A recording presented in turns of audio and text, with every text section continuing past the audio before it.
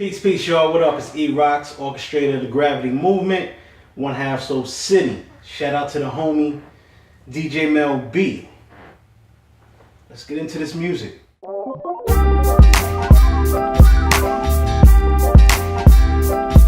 So the music. Where do we start? Wow. I think the first hip-hop song I fell in love with was Eighth Wonder by the Sugar Hill Gang. They replayed Daisy Lady, I think it was, is the original joint. A joint that MC Shan wound up using later on. But anyway, I found the record amongst my parents' records, which was really strange to me. Because they didn't listen to rap. How did this record wind up in my house? Found the record, put it on the old record player that they had, the joint with the plastic piece that snaps. Put it on the record player, played it, and the joint comes on and it's like, I don't know. I mean, I've heard music before, but something about this was different. You know what I mean? I don't know if it was just the vocal, the rap, I don't know, but I was mesmerized. And actually my sister played it. I didn't put it on the record player, she put it on the record player. And I know that because I kept telling her, put it back on, put it back on. And she got sick and tired of me saying, put it back on, put it back on. That was the first joint, the first hip hop record I could remember hearing. And I think I probably was like 6. I was stuck ever since then. A couple years after that, my parents bought me my first radio. On Fridays and Saturdays, you had Mr. Magic, the Rap Attack Show, Mr. Magic and Molly Mall, and then you had the Red Alert Show. Red Alert was on 98.7 KISS, and Mr. Magic was on WBLS. Chuck Chill Out, Red Alert, and Molly Mall provided me with everything I needed on Fridays and Saturdays. So I would stay up late, put the tape in the joint. This is a cassette, for those who may not know. Record the radio. And that's how I got all of my hip hop. And they played, everything that was hot pretty much. Between those three, you was gonna get everything that was hot within hip hop at the time. The crazy thing about that is, there were certain records that Red Alert wouldn't play, and there were certain records that Molly Mall wouldn't play because they had different crews and different things of that nature. And Red Alert, there was just things he wouldn't play period anyway because he wasn't feeling them. That's what DJs did back in the day. If they didn't like your music, they didn't play your music. For us, that was the beginning or the essence of DJing, really. I started making pause mixtapes or pause tapes, in which you would take whatever you recorded off the radio and kind of make mixtapes or make like these, it almost sounds like you were DJing. So you would record a piece of music. You take a double cassette radio, you play on one, you record on the other. So you would play a piece, record it, rewind it, play it, and record it again. So it made it almost sound like you extended the beat. And essentially, that's the key to sampling. Making beats longer, or taking parts of a song and just making it repeat and making it repeat. Just because it sounded cool. My friends, they got into DJing, which led to me getting into DJing. I didn't take it as serious as they did. They went as far as to buy sets and buy records. When I mean sets, I mean sets of turntables. They bought records and speakers and things like that. So, I was down with it and kind of learning how to do it as well. But like I said, that wasn't my thing. A friend of mine, DJ Mel B, he had a studio. So, I think there was a couple people who had studios in Peekskill at the time, but nobody had a studio like Mel.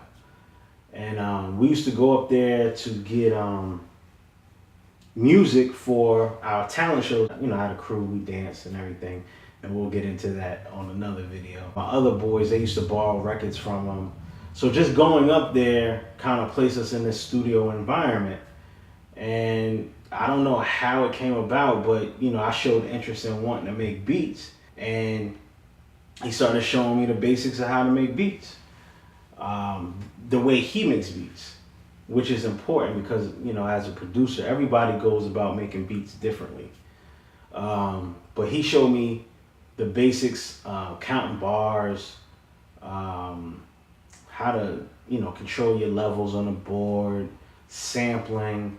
I'm sure there's a whole lot of other things that I'm not even thinking about right now. But he gave me the basics and more, actually. And he had a crazy record collection. From there, I started making beats. And it just so happens that I was digging through some tapes earlier this week and found some joints that I worked on. Well, here we go.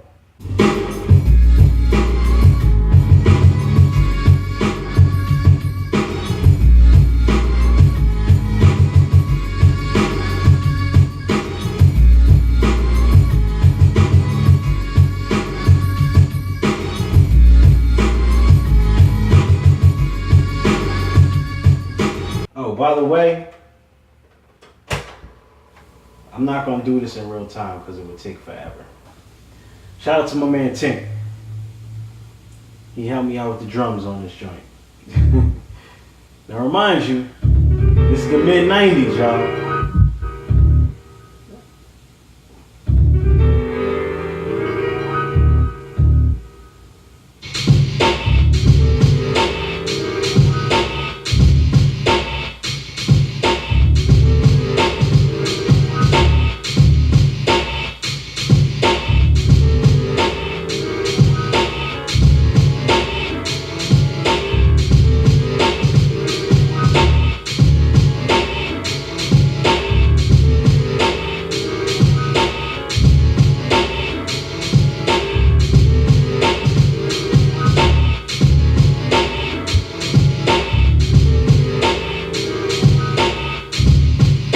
Shout out to my dude Stud.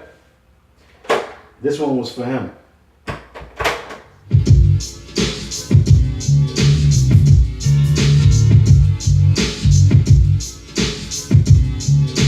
Simple loop, a drum loop, and a sample. Nothing special. But it knocked though.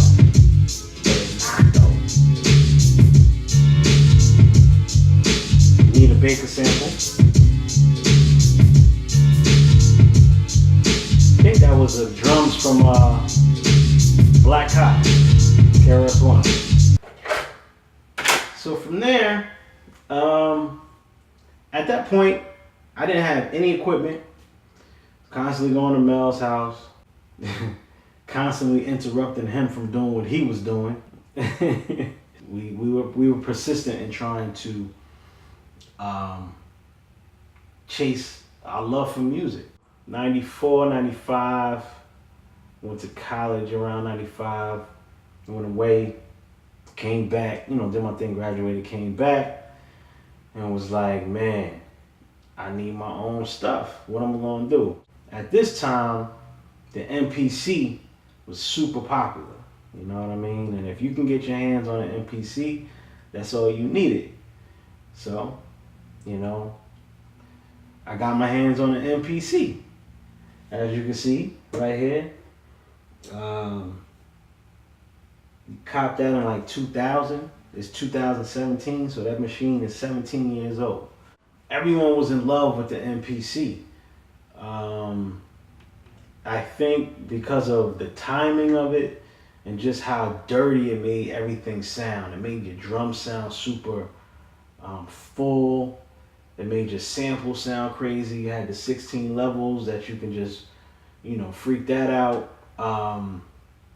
But I think also what people thought, and this is a big misconception of people who are new to making music, and not even people who are new. There's people who create music now and believe that this is the key to music, creating music, which is having certain equipment. And having certain equipment is not the key to creating music.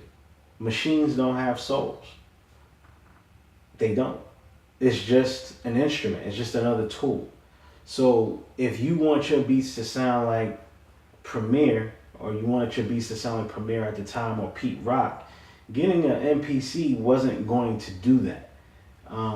You have to have a certain thing within you that creates your sound. It comes from your soul. We listen to the radio today, it sounds like one big long song is playing. And to me that, I'm not with that. And where music comes from, deep inside of who you are, there's only one of those per person. You know what I'm saying? So be appreciative of what's inside of you and use that. And that way, once you start creating, you'll have your own sound. With that said, of course I was influenced by Pete Rock, and of course I was influenced by Premier and Dilla and Havoc and Q-Tip and Large Professor and Diamond D. Like, all of these people influenced me. However, I couldn't be any of those people, so I had to find myself within the music. I can't put a year on it, but it took me a couple of years to figure out what my signature sound was going to be. So when I was digging around for the tapes, naturally the next progression would be to find some of the beats that I created on the MPC, floppies. So some of y'all looking at these like, what is that? Pre-USB, pre-cloud storage, pre a lot of things, just to be honest with you. And this is what we saved beats on. This machine was not USB compatible because USB was not invented. Or was it? No, USB was invented, but people weren't using USB for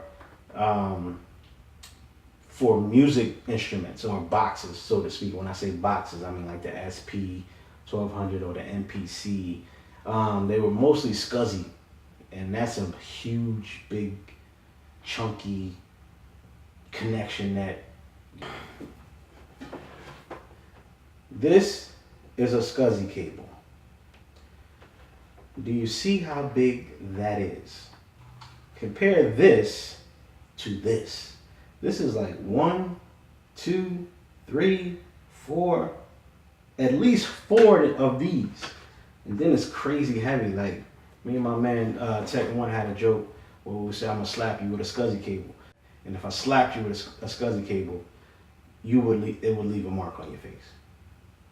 Word up. Let's check out some old beats. So here's the thing. These things are really, really old, and they're no longer reliable. I just listened to this beat maybe a day ago.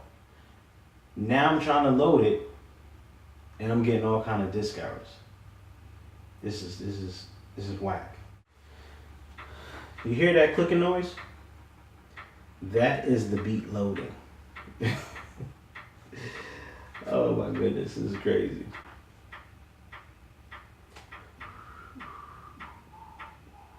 Disc 2.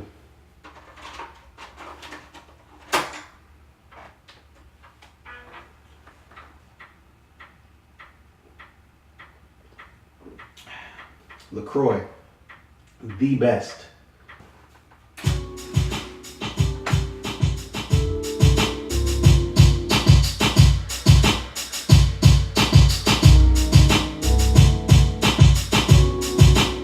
Kind of cheesy. Alright, so let's check out another joint.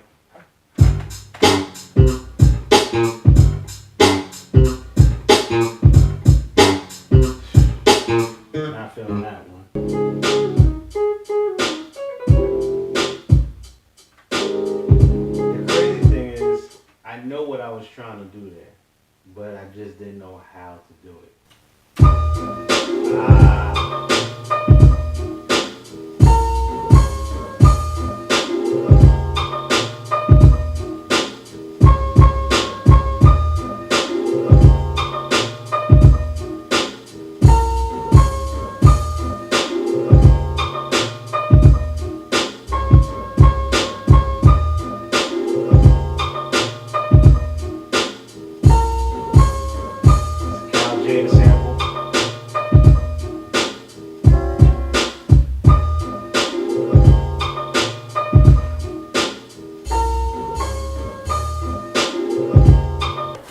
What up? So we back.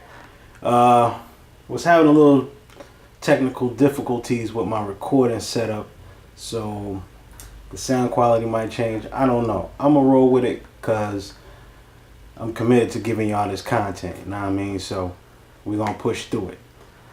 So let's keep it moving.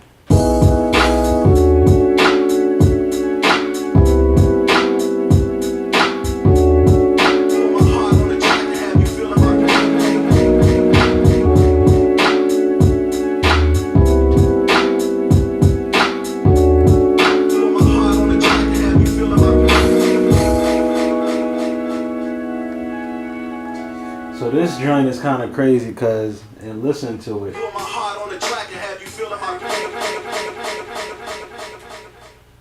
So listening to this joint, it definitely brings back memories of what was going on in my life when I created it. You know what I'm saying? During this time, it was rough. I was living in Northern Virginia. You know, my relationship with my now wife wasn't all that great. You know, I couldn't find a job, you know what I'm saying? Money was short. At the time, all I felt like I had was the music. So when I listen, it just conjures up those feelings. It's real crazy. And to that point, you know, that's one thing I love about music is it's like a time marker. Because you can listen to albums like Fear of a Black Planet or It Takes a Nation of Millions to Hold Us Back.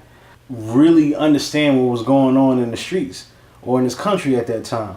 But the crazy part about that is a lot of that hasn't even changed. You know what I'm saying? Like, you don't got as many crackheads running around in these streets, but you got people addicted to pills and codeine and lean and whatever you want to call it. These pharmaceutical drugs now. You know what I'm saying? And, you know, unarmed black men are still being shot by the police. And they getting away with it still. I want my music to kind of, you know, paint pictures for people when they hear it and bring them to a space or a place that, you know, whether good, bad, or indifferent, that it leaves a timestamp in their life. You know what I mean? Shout out to my man Pete Kane. You know what I'm saying? He spit some bars to this joint that I'm about to load. I don't know where that CD is because I got a million CDs. First, this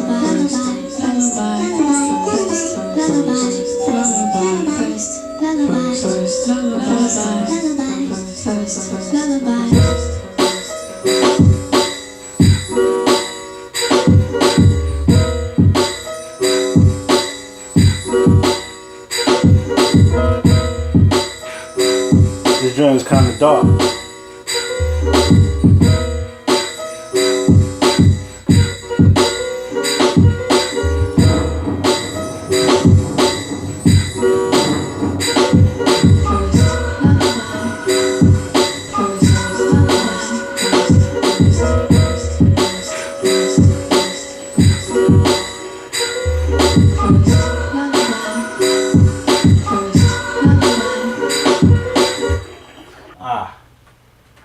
Here's another one of my favorites. It is on one of my projects on Bandcamp, so if you're feeling this joint, you can go get it for free.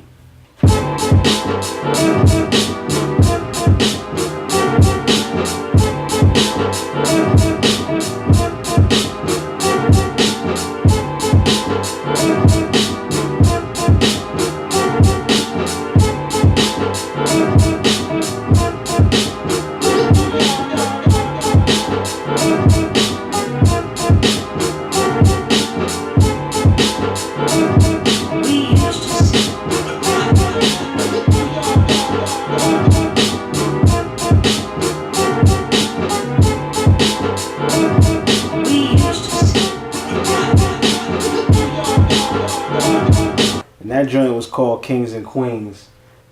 I actually put some bars on that. And the song was about, you know, everybody talking about they the king of this or the queen of that. And they actually still do that now. And to me, that's kind of bothersome. Because when you claim yourself to be the king, you know, you kind of putting your foot on everybody else.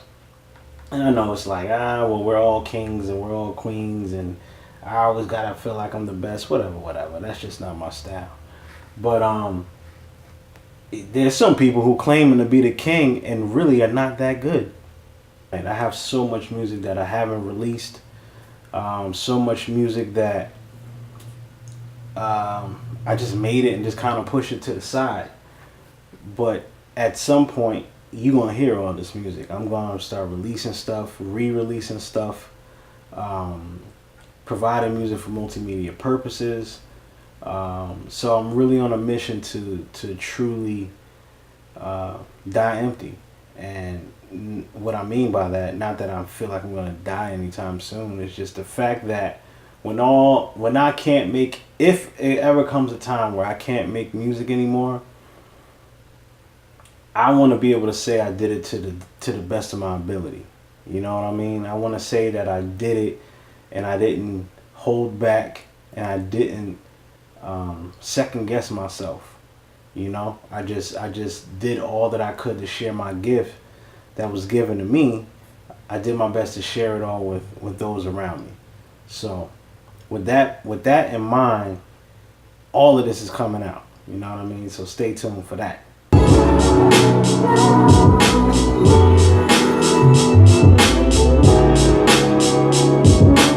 kind of hard right there.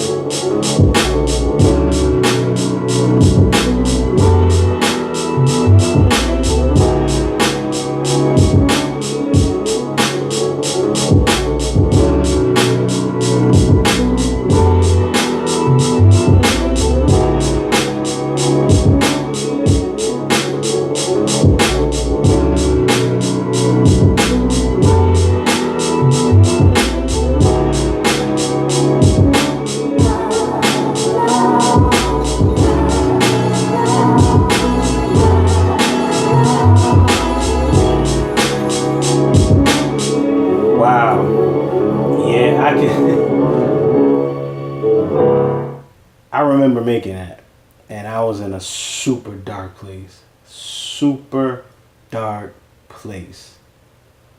And it sounds like it. You know what I mean? What's so dope about the music is, you know, it reminds you of things that you've overcome, things you've gone through, times that maybe weren't so good. However, if you're listening to it today, you made it through that time. You know what I mean? And it's a constant reminder that actually keeps you humble, because you're one moment away from being back to whatever that time was.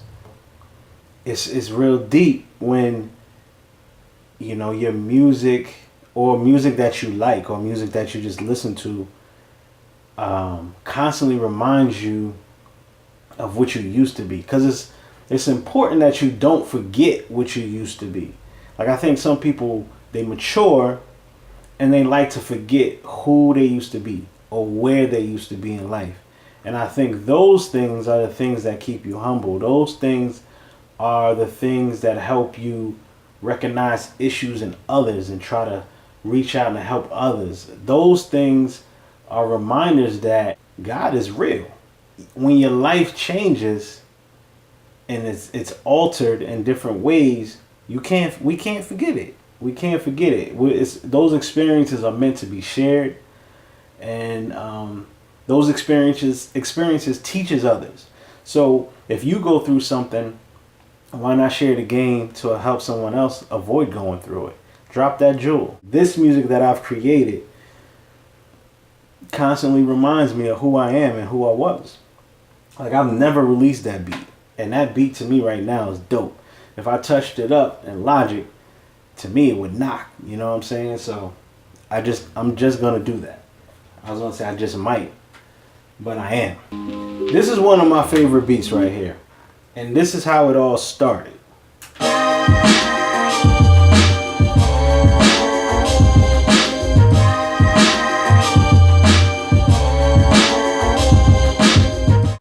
But the beat changed into this.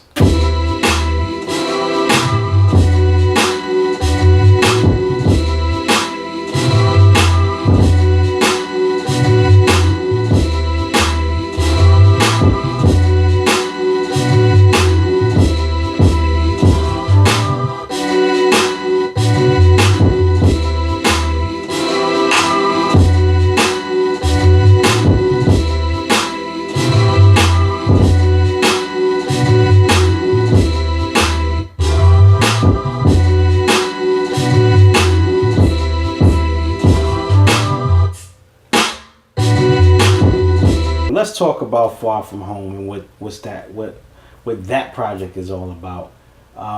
So Far From Home has a couple of different meanings. One, literally, I'm far from home. I'm from New York. I'm from Peekskill.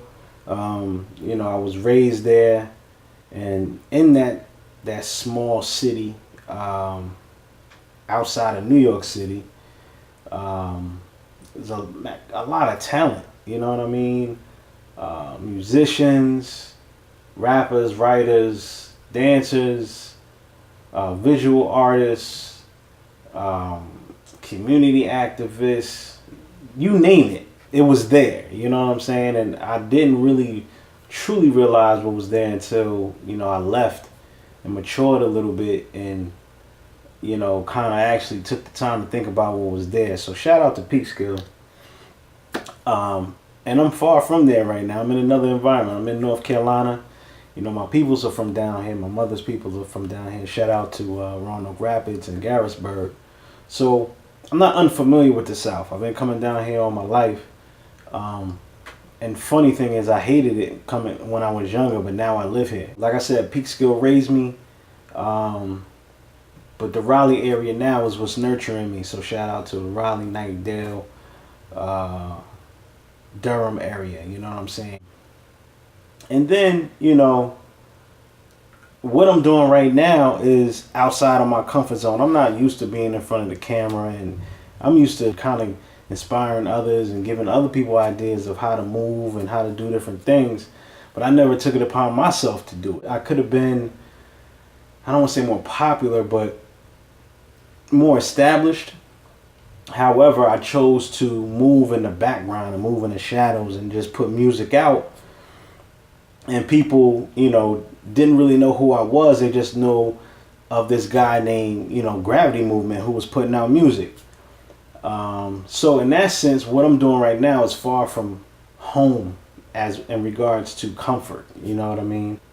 This fly is really bugging me, but I'm going to keep it moving. And then sonically, this project is so different than any other project I've done. And I thought, some of my previous projects was like, oh yeah, this one's going to be different. This one's going to be different. But then after listening to them, it was like, nah, it wasn't really that different. But this one is different across the board. Sonically, the feel, the mood, it's just totally different. And shout out to my man, DJ Daz. He told me, you can't be afraid to take risks in your music. And in this project, I'm taking risks. And I say risks because the people who rock with me or been rocking with me are used to a certain thing. And with this project, they may or may not like it. You know what I'm saying? It's like, what you doing with this? Why you using these kind of sounds? And I'm okay with that. You know what I mean? Because I just feel like this is what I wanted to do. If the music doesn't come from my heart first, and I believe this to be hold true for any artist, if it doesn't come from your heart first, then what is it really? With the music, I have the luxury to do what I feel is right and I feel feels good to me. And this project feels good to me. I've included a lot of digital sounds that I normally don't really use digital sounds too much. But this project I have. And I had to kind of study other different types of music in order to kind of soak in what I wanted to come out. And that's a piece of my process. Like I like to soak things in, and then when I create, it comes back out.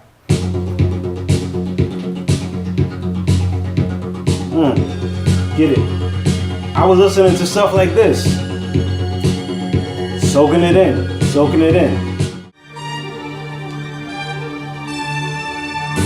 The drama.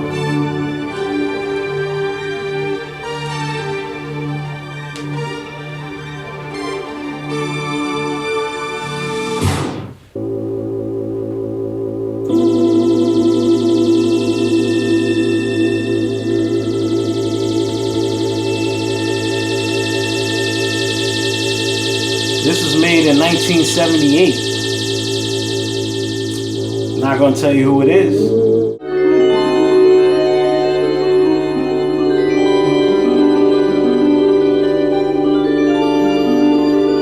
let it soak in.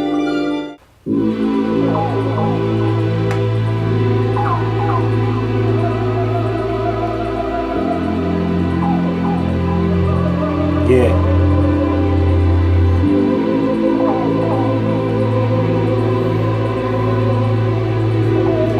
Have to soak this in right here.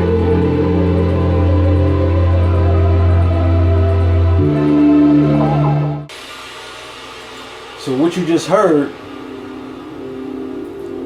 leads to, for me, leads to stuff that sounds like this.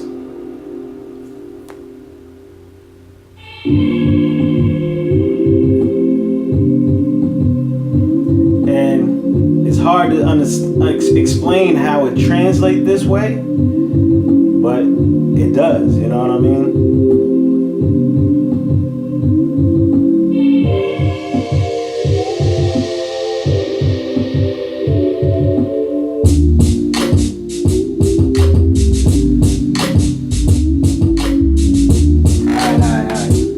I can't give you too much. I can't give you too much. In a nutshell, that's how I got from the beginning to here. And I'm going to talk about it more in future videos, but I just wanted to kind of, set a foundation of where I'm from and how I got to where I'm at. Just to give people an update, Far From Home is going to drop in July. I had it set to drop in June. However, I'm trying to make sure that everything is right. Shout out to my man Tech One. We're making sure everything is right, so when it does come out, it sounds great, and it'll be available everywhere you buy music, or everywhere you stream music. I appreciate anyone who's been rocking with me or feels like now they want to rock with me and support and cop the project. Shout out to those who just want to listen, you know what I'm saying? It'll be available for you to just listen to. I appreciate that as well. Definitely appreciate all those who share and comment and like and subscribe to the YouTube page. Outside of loving the music itself and the process, you guys supporting me, keep me going. People saying, when's the next joint coming out? That gives me the energy to keep pushing.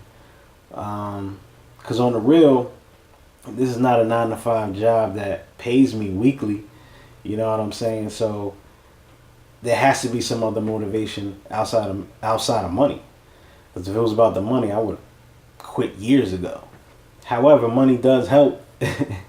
And it helps pays, the bills, and it helps update studios and stuff like that. But that's neither here nor there. I just appreciate everybody for rocking with me and supporting. So Far From Home dropping in July. Not sure exactly what date, but I'll probably let everyone know a week or two in advance of the actual release date. So love y'all. Thanks for rocking with me. And I'll see y'all on the next joint. Alright? Peace.